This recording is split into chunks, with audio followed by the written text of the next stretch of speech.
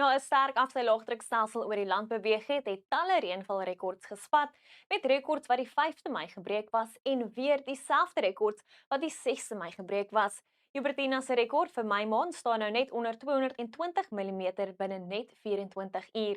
Hierdie Vrydag het ons steeds waarskuwings vir skadelike winde en golwe langs die ooskus en omdat die grond regtig versadig is oor Nelson Mandela Bay het ons steeds 'n oranje vlak 8 waarskuwing in plek vir ontwrigtende reën met verspreide reënbuie wat steeds moontlik is in die gebied hierdie Vrydag, sê die voorspelling.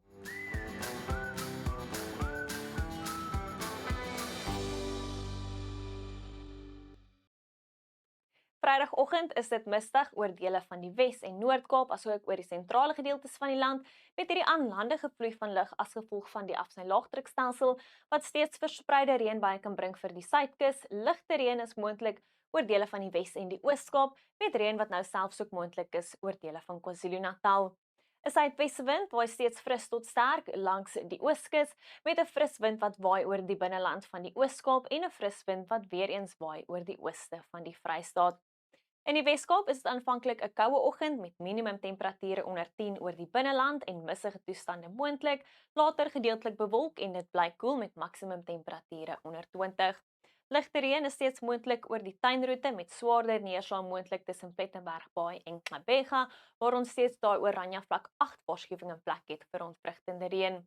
Dit is meestal bewolk en koel tot koud in die Oos-Kaap met 'n weste tot suidweste wind wat steeds fris waai, temperature wat onder 15 sal bly rondom die Plateaurand, net 11 in Koua met 'n suidweste wind wat fris waai tussen Oos-London en Port St Johns. 'n Koue oggend aanvanklik oor die noordelike binneland van KwaZulu-Natal, later bly dit koel en gedeeltelik bewolk met ligte reënbuie moontlik in die noordooste. 'n Ysige oggend oor die Hoëveld waar ligteryk moontlik is met minimumtemperature net so rondom 2 grade.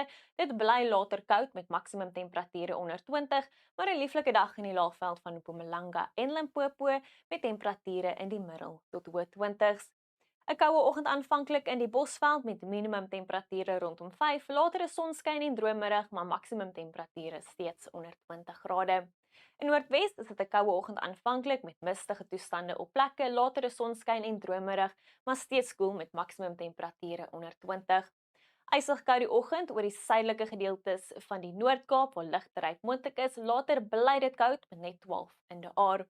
In die Vrystaat is dit bewolk en mistig aanvanklik met ligteryk moontlik op plekke een die oggend in Varesmith en Bethlehem, winderig weer eens oor die oostelike gebiede en temperature wat onder 15 sal bly. In Gauteng is dit ook 'n koue oggend in die suide met 3 die oggend in Vereniging en ligteryk moontlik, later 'n droë en sonskynmiddag, maar dit bly koel tot koud met net 17 in Johannesburg. In ons buurland Namibië sal dit droog wees met 'n suidewind wat fris tot sterk waai rondom Loederitz, 'n koue oggend aanvanklik oor die binneland, later warm toestande in die noorde met 30 in Oshakati.